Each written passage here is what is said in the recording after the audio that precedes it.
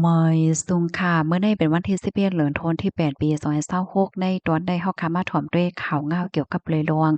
มนต์เจ้าป้าหนึ่งเนี่ยค่ะเนาะอันนี้ก็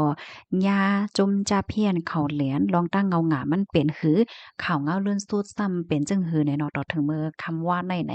ในตอนในค่ะเฮาเนี่ยก็เลยเก็บหอมตอมจู้เหี่ยวก็ได้มาเปิ้นแพ่แหนเนี่ยเนาะฝ่ายหนึ่งอันเป็นตั้งก้นวานเขาค่ะลูกเปิ้นซ้ำว่าจังหือลองในเฮาค่ะเลยตอนสอน จึงหือพองแหละจังได๋เนาะอ่อนตั้งเปิ้นได้เฮามาถ่วมด้วยเงาหงาลองตั้งเปิงเป็นมันกวนเลยค่ะ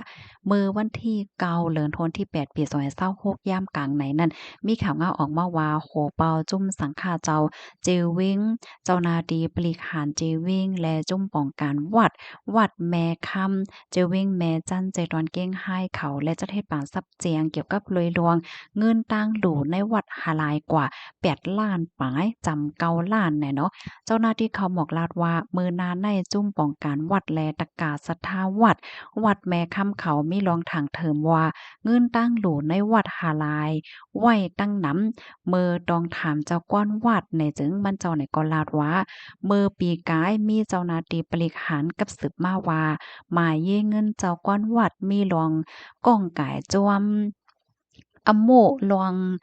ล่างเงินหลำ ดีเจดวนระยองป่นฝ่ายบริหารเดกว่าทัดด้วยเงินและให้ส่งมาปันป้อทัดยาวอำเกี่ยวจ้อมอำหมู่เนี่ยจึงเตอาปันเงินหมดว่าหนังไหนก็เป็นบริหารแน่โตในป้าไว้กับโตเจ้าหน้าที่แหน่เพิ่นลิกเพิ่นไล่จุ้มบริหารกูอันและจังยุ่มยำเสียก็ไล่โอนปันกว่าแต่เอาวันที่12เดือนธันวาคมปี2025ต่อถึงวันที่28เดือนธันวาคม7ปี2026ในไล่ส่งปัน ซองปากปลาย7ปอกตาสร้างเงิน8ล้าน745,000เฮง1ปาก87วาทเป็นเงินหรูวัดและเงินส่วนโตวมันเจ้าก็ป้ากว่าเมื่อเจ้าหน้าที่เขากดทัดด้วยในจึงในจุ้มบริหารมีจื่อเจ้าหน้าที่บริหารก่อนนั้นอยู่ดีจุ้มบริหารในก็มีปักเปิงให้กวนเมืองโอนเงินจึงนั้นป้องว่าเจ้าก้อนวัดย่าเปิ้นเหรียญเอาเงินกว่า พ้องมือเจ้าหน้าที่เขาตึกกดทัดหาติ่งยอบก้นเหรียญอยู่ในไลสุดค่ายเจ้าก้อนวัดก็อยู่ไว้วัดต่างตีก้นวานกำพองกอถังเถิมว่าโยเจ้าก้อนวัดเอากว่าใจจ่ายต่างเจอต่างเจอต่างเปิงแปดเจ้าหน้าที่เขาได้ก็ได้กดทัดโจมหนังสักเสหลักฐานมีไว้นั่นนะคะอันนี้เป็นข่าวเงาลองตั้งเปิงเป็นมั่นค่ะนะ ข้อมูลตอนในอยู่ที่ห้องการข่าวเงาหางเสียงใต้เลยเตรียมไว้ดังฝ่ายใต้เนี่ยค่ะเนาะกำในเข้ามาด้วยข่าวเงาเที่ยงเมื่อวานในออกมาค่ะนะในซ้ำมีข่าวเงาออกมาว่ากกรรมการวัดแม่ค่ำค่ะไล่ตึงลาดเอาตั้งพิษเจ้าก้อนวัดและผู้เกี่ยวข้องโคมกันเหี่ยวก็เรียนเอาเงินเสียวก็ซ้ำอ้างว่าถูกยาจุ่มจ้าเพี้ยนเขาเรียนกว่าเฮ็ดจังไดนั่นน่ะ มีข่าวเงาว่องแว่งออกมาจังไหนข้อมูลอันใดซ้ำค่ะเลยเปิงเอียงมาที่ห้องการข่าวปิกเกรียนต่างไว้ค่ะกำในฮัมมีมาเที่ยงข่าวเงาลวงคืบหน้าสั่งเจ้าก้อนวัดในหลุดป่นตำแหน่งตั้นเฮงกว่าเหย้าเฮ็ดจังไหนมื้อวันที่10เดือนธันวาคมปี2026มื้อวานน่ะมีข่าวเงาเกี่ยวกับเลยลวงอันเจ้าก้อนวัดแม่ค่ำเจอเว้งแม่จันใจดอนเก้งหายถูกย่าจุ่มจ้าเพี้ยนเหรียญเงินกว่า สร้างเงิน8,700,000ปลายรวยโอนเงินหลายปอกหลายกำจั่งที่เฮาขาดถมกว่าเมื่อไกลนั่นเฮ็ดเนี่ยเนาะตั้งฝ่ายผู้ใหญ่ก้นหลวงเขาเนี่ยก็เลยมีเพิ่นลีกข้อความสั่งออกมาให้มั่นเจ้าแน่ป่นนาทีปนพรกว่าย้อนก็เปอว่ามั่นเจ้าในจื้อห้องว่าพระมหาหนอแก้วอายุไล64ปี38ว่าเป็นเจ้าก้อนวัดแม่ค่ำค่ะมีหลวงเฮ็ดตั้งสร้างตีอันเฮ็ดให้วัดไหนไหลซุมเงินตองเพราะว่าให้มันเจ้าไหนยังตึกเป็นเจ้าก้อนวัดอยู่กว่าเพราะว่าไหนจึงมันก็เตจังตึกคือกุ้ยเหมือนจังหนังว่าเป็นเจ้าก้อนวัดกุ้ยก็ว่าอำรุมละรักษาโคของเงินคำวัดไว้เฮ็ดให้วัดไหนไหลซุมเงินซุมตองเสียเงินเสียงตองกว่าเฮ็ดจังไหนนั่นน่ะนะ นอกเหลือเสียนั่นเหย้าเนี่ยก็ยังไหลมีอ่าเพิ่นเล็กตั้งผู้ใหญ่ก้นหลงเขาค่ะเนาะให้หมุนเจ้า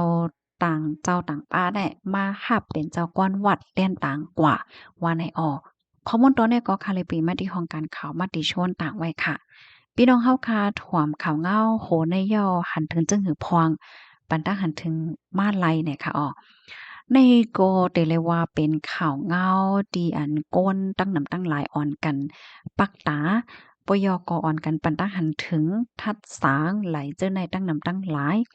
ปยก็มีพี่น้องในตรงวงใต้หมังจื้อค่ะเนาะก็ปันตั้งหันถึงว่าเหมือนจังหนังอันเป็นสังฆาเจ้าใต้เนี่ยก็หลีฟังแต้ๆเกี่ยวกับเลยลวงตั้งเจอไหนเนี่ยค่ะเนาะว่าจะเป็นลวงเงินลวงตวง ป้าเจ็มลองเฮ็ดตั้งสร้างเหมือนจังหนังลองกินเกี่ยวหลอกกอกอำนั้นก็ลองต่างเจอต่างปึ้ง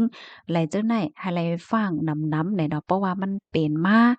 เหย้าในจึงมันเตตึกคึกเฮียงหนาๆเฮ็ดไหนเฮียวก็เพราะว่ามาด้วยกับปานเมื่อเหลียวในมันทำเป็นกับปานสื่อตรงก้นเป็นกับปานออนไลน์